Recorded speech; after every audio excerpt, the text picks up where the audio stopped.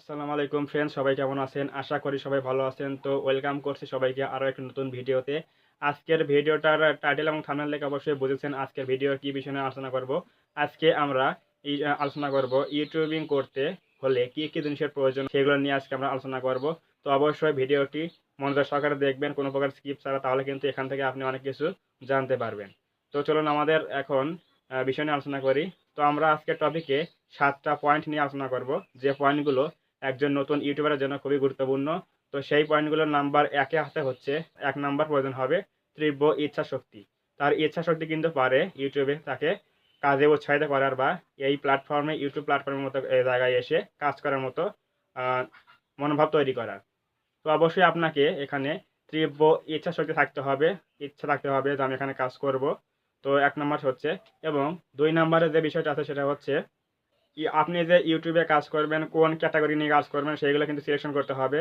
তো আপনাকে নাম্বার 2 এ যে বিষয়টা, যে পয়েন্টটা, সেটা হচ্ছে আপনাকে কিন্তু অবশ্যই ক্যাটাগরি সিলেকশন করে কিন্তু কাজ করতে হবে। আপনি যদি চান গেমিং ভিডিও বানাবেন, বা আপনি যদি চান টিক ভিডিও বানাবেন, অথবা কুকিং ভিডিও বানাবেন, অথবা ব্লগিং বানাবেন, আপনি যেটা ভালো পারেন, অথবা আপনি যে বিষয়ে দক্ষ, সেই ক্যাটাগরি কিন্তু সিলেক্ট করে নিয়ে কিন্তু আপনি ইউটিউবে কাজ করতে পারেন।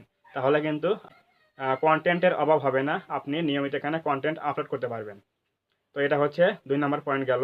3 নাম্বার যে জিনিসটা আমরা রেখেছি সেটা হচ্ছে নিয়মিত ভিডিও আপলোড।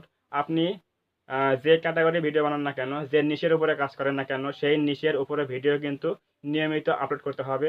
নিয়মিত বলতে আমি এটাই বোঝাচ্ছি, আপনি যদি একদিন পর পর ভিডিও আপলোড করেন তাহলে একদিন পর পর ভিডিও আপলোড করবেন।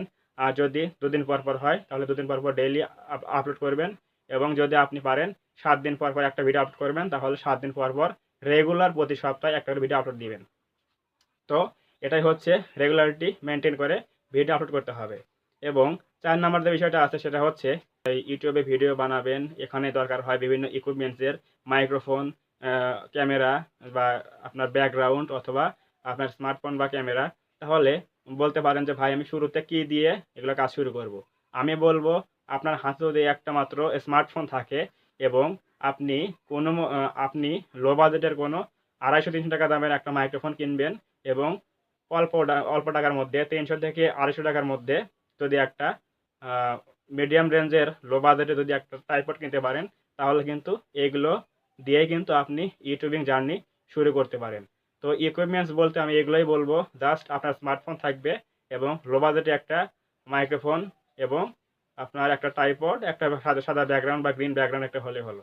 তো এগুলো দিয়ে কিন্তু আপনি ইউটিউবে কাজ শুরু করতে পারেন।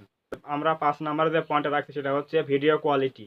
আপনি যে ক্যাটাগরি বা যে নিশ এর উপর ভিডিও বানান না কেন, আপনার ভিডিও কিন্তু অবশ্যই কোয়ালিটিফুল হতে হবে, এবং আপনার ভিডিওতে শিক্ষণীয় বিষয় বা বিনোদন থাকতে হবে। আপনি যদি কোনো শিক্ষণীয় বিষয়ে ভিডিও বানান, তাহলে কিন্তু সেই ভিডিও থেকে অডিয়েন্সদের কিছু যাতে শিখতে পারে সেই বিষয়ে কাজ করতে হবে। আর যদি আপনি চান যে আপনি এন্টারটেইনমেন্ট নিয়ে ভিডিও বানাবেন, তাহলে কিন্তু ভিডিওর মধ্যে এমন কিছু রাখতে হবে যাতে করে আপনার অডিয়েন্সরা যারা দেখবে সেই ভিডিওটা, তারা যাতে ভিডিও দেখে আনন্দ পায় বা মজা পায়। তো এগুলো বিষয় নিয়ে কিন্তু, এই বিষয়গুলো মাথায় নিয়ে কিন্তু আপনাকে ভিডিও মেকিং করতে হবে, তাহলে কিন্তু আপনার ভিডিওটা কোয়ালিটিফুল ভিডিও হবে। তো নাম্বার 6 যে বিষয়টা রাখছি সেটা হচ্ছে ধৈর্য। ইউটিউব এমন একটা প্ল্যাটফর্ম যেখানে আপনাকে ধৈর্য সহকারে কাজ করতে হবে। আপনি যদি ইউটিউবে 1 দিন কাজ করলেন, 10 দিন কাজ করলেন, 1 মাস কাজ করলেন, অথবা 2 মাস কাজ করলেন, এর মধ্যে আপনার ভিডিওর সংখ্যা 30টা 40টা হয়ে গেল।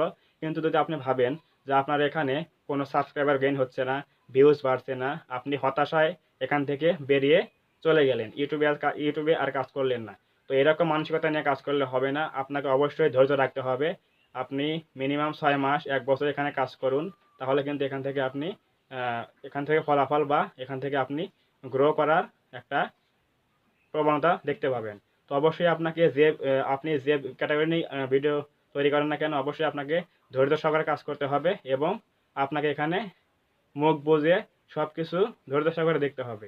আপনি একদিন সফল হবেনই এরকম একটা মনোবল নিয়ে এখানে লেগে থেকে কাজ করতে হবে, তাহলে কিন্তু আপনি এখানে সফল হবেন একদিন ইনশাআল্লাহ। নাম্বার 7 যে আমরা বিষয়টা রেখেছি সেটা হচ্ছে আপনি যখন ভিডিওগুলো আপলোড করবেন, সেই ভিডিওগুলোতে কিন্তু প্রপারলি প্রপারলি কিন্তু থাম্বনেইল, ট্যাগ, হ্যাশট্যাগ বা ডিসক্রিপশন বক্স ইত্যাদি, যেগুলো আমরাকে বলি এসইও, আপনাকে কিন্তু সেই এসইও অথবা অর্থাৎ সার্চ ইঞ্জিন অপটিমাইজেশন এগুলো কিন্তু মেনটেন করে বা সম্পূর্ণ প্রপারলি এগুলো এসইও করে কিন্তু আপনাকে ভিডিও আপলোড করতে হবে। তাহলে কিন্তু আপনি যে কোনো ভিডিও কিন্তু সার্চ লিস্টে আনতে পারবেন অথবা ইউটিউব সার্চে নিতে পারবেন। তাহলে কিন্তু আপনার ইউটিউব সার্চ থেকে আপনার ভিডিওটা কিন্তু ভালো পরিমাণে ভিউজ হবে। তো অবশ্যই নাম্বার 7টা কিন্তু খুবই গুরুত্বপূর্ণ। তো নাম্বার 7 যে কথাটা বললাম, আপনার ভিডিওগুলোতে প্রত্যেকটা ভিডিওতে আপনাকে কিন্তু এসইও করতে হবে। এবং কারণ যেহেতু আপনার চ্যানেলটা ছোট, কোনো অডিয়েন্স নাই, অডিয়েন্স বেস নাই, তো এর জন্য আপনাকে ফোকাস করতে হবে। আপনি ইউটিউব সার্চ থেকে ভিউজ আনার চেষ্টা করবেন।